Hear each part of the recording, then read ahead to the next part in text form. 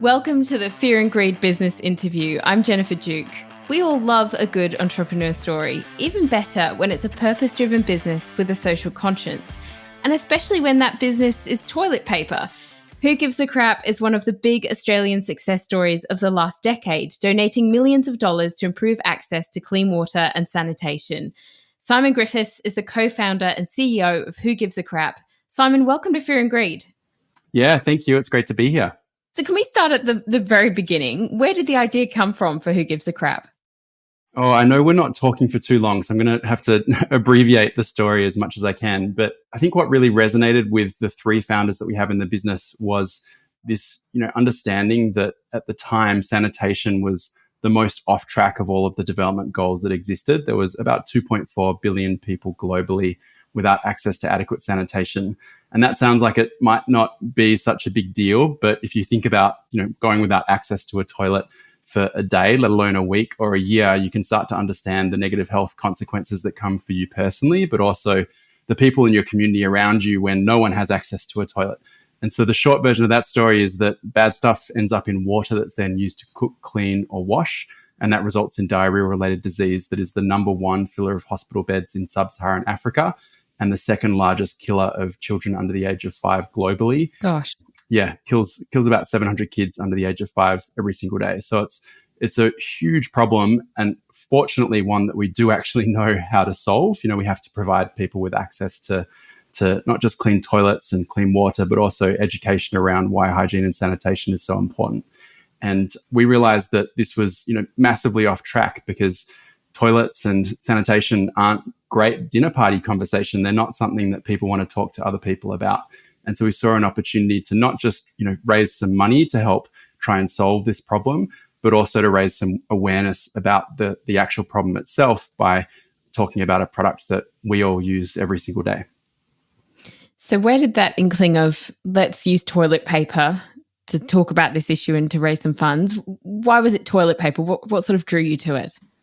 Well, I think, I'd sort of been turning over this idea for almost a decade, probably since early days at university of how to use a skill set, which for me was, economics and engineering, how to use that skill set to have an impact on a problem that I truly cared about, which was about, social mobility in other parts of the world. And the penny sort of dropped that it was possible to create businesses here in Australia and use the profits from purchases to donate to help create social impact somewhere else. And so, kind of bringing all of that together after sort of mulling over this problem and thinking about, what's a product that everyone needs regardless of where they live in the country or what their beliefs are or, how much money they have. I one day walked into the bathroom and saw a 6-pack of toilet paper and said, oh my God, that's it. We should sell toilet paper, call it Who Gives a Crap, and use half of our profits to help provide access to toilets around the world. And so that was, that quarter-second business idea epiphany that you sometimes hear about was exactly what happened to me. And I got out of the bathroom after washing my hands and I called 3 friends and said, what do you think of this idea? And they all said, I love it. You've got to do it. And the third friend that I called was Jehan Ratnatunga, who became one of the co-founders and helped get the business off the ground.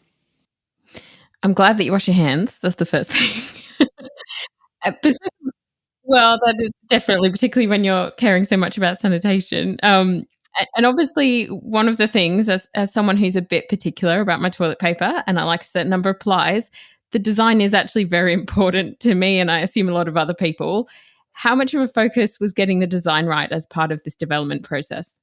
Yeah, it's a really good question. I think that particularly when we were getting started, design was something that was lacking across a very large number of product categories. And I think that's changed as, what is now known as a direct consumer business has become a more popular kind of concept.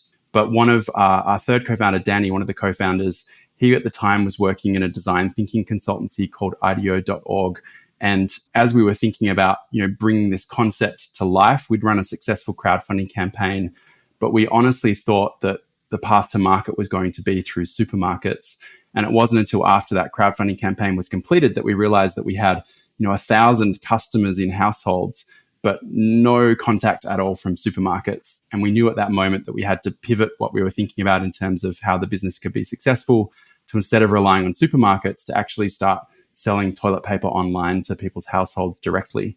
And so Danny took a step back and thought about the entire product life cycle And he said, what if we could make some of these boring moments that exist in parts of the product lifecycle, from thinking about purchasing to throwing away the box or whatever it comes in, how can we insert moments of joy into that experience? And he said, well, people kind of stack toilet paper rolls on top of each other. What if we could design those rolls in fun wrappers with fun wrappers on them, so that when they were stacked up, they looked really fantastic? And if we could do it so well that people would take this thing that used to be stored at the back of their cupboard and instead have it proudly on display in their households.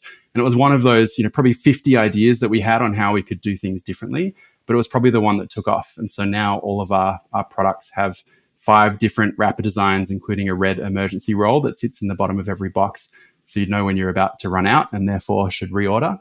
And as a result of that, we see our products being shared on social media and sent to friends as photos of moments that our customers really care about and want to share with someone else. So it's been kind of a core part of who we are as a business, but probably the first time that design and toilet paper was used in the same sentence.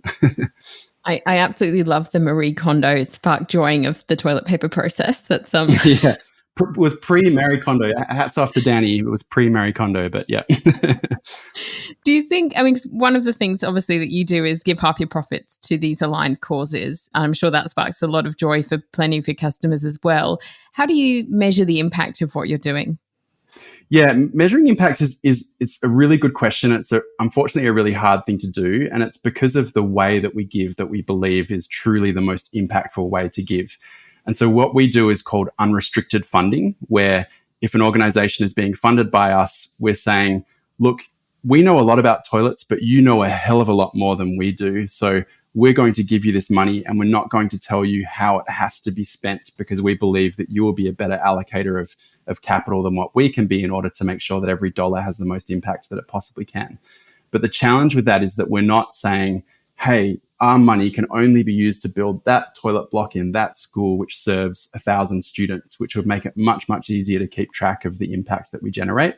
And so I think that what we've sort of decided the best thing for us to do is to look at how much money we're donating in total. And that's one of the core metrics that we track. But then we also look at the impact that each individual organization is having in total, and what sort of percentage of our budget we're making up. And so that starts to allow us to narrow down on what our total impact could look like.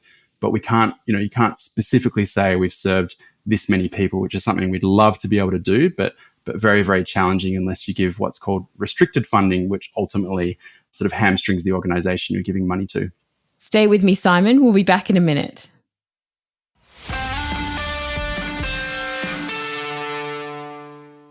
I'm speaking to Simon Griffiths, co-founder and CEO of Who Gives a Crap.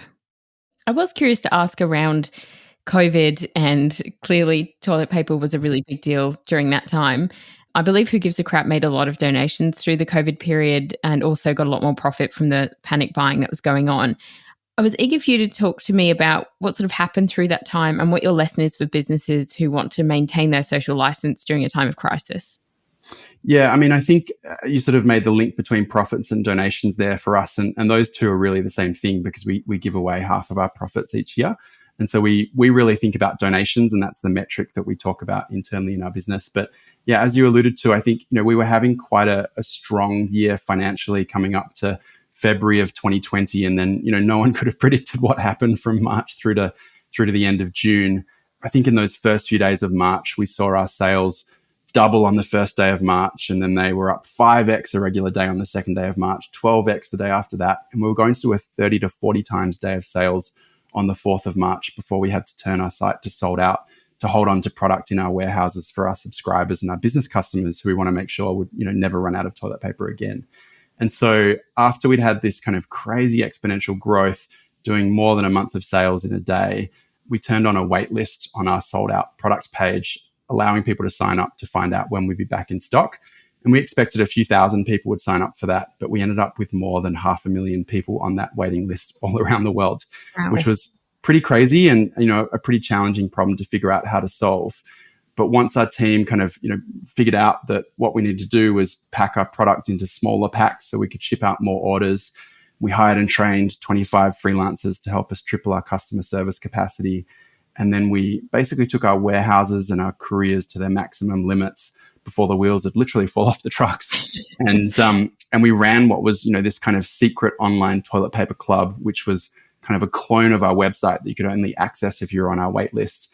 And we sold, probably the coolest club anywhere in the world in 2020, but we sold toilet paper through that for about 8 weeks before we were able to officially come back in stock. And the end result of that was that, coming up to the end of financial year, we were able to make a $5.85 million donation, which was just this amazing moment for everyone that had worked incredibly hard through that period to see a really direct correlation between the work that had gone in and the impact of the donation that we're able to make at the end of the financial year. So just a kind of amazing experience that obviously came out of quite a tough time all around the world, but something that I think we all look back on and do so remembering how exhilarating it was, but also how exhausted everyone was working through that at the same time. That's definitely something to be very proud of. How's the growth been since then? And have you managed to hold on to some of those COVID customers? Yeah, our customer retention from that group of customers was actually very, very strong.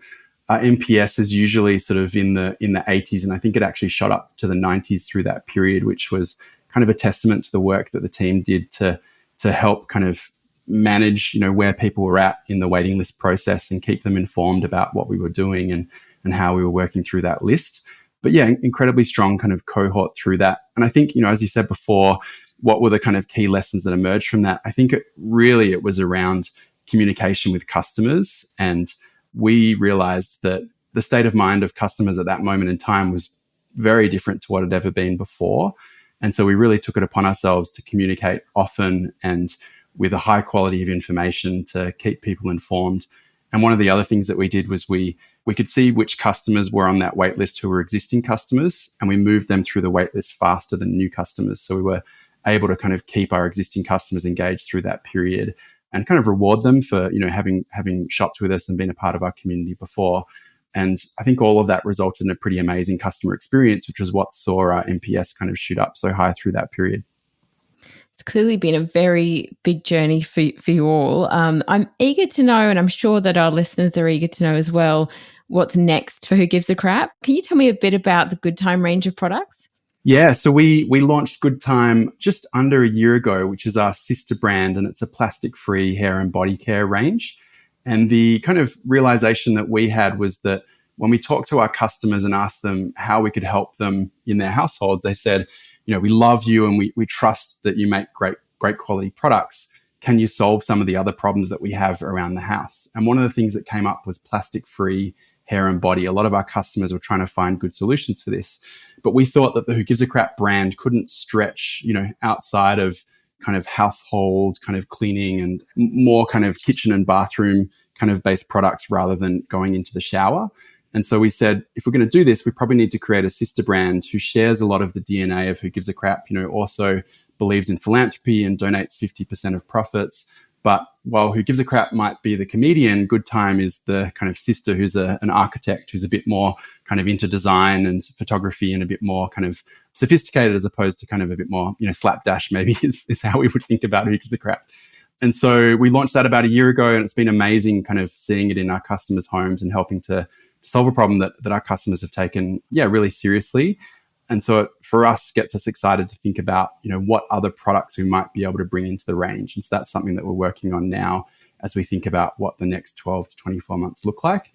And, whether that's under the Who Gives a Crap brand, under the Good Time brand, or potentially under a third or fourth brand as well.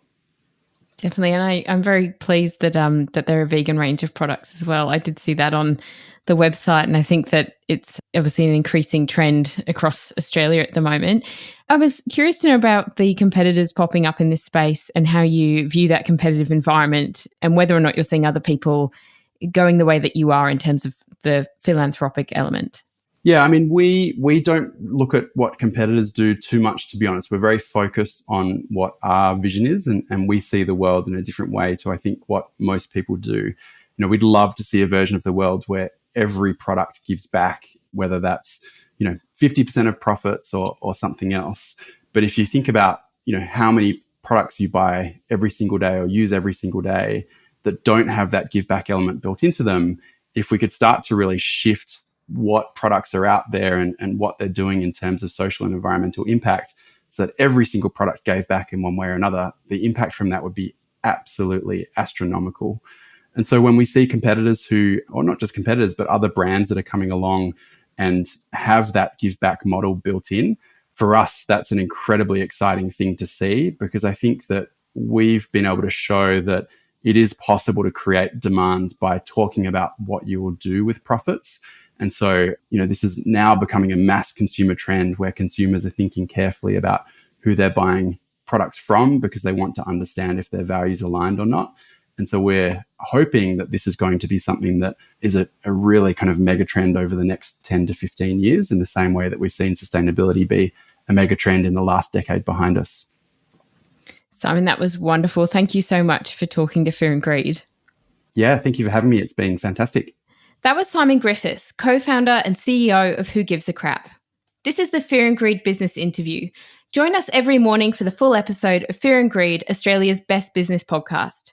I'm Jennifer Duke, economics correspondent for Capital Brief, and filling in for Sean Elmer. Have a great day.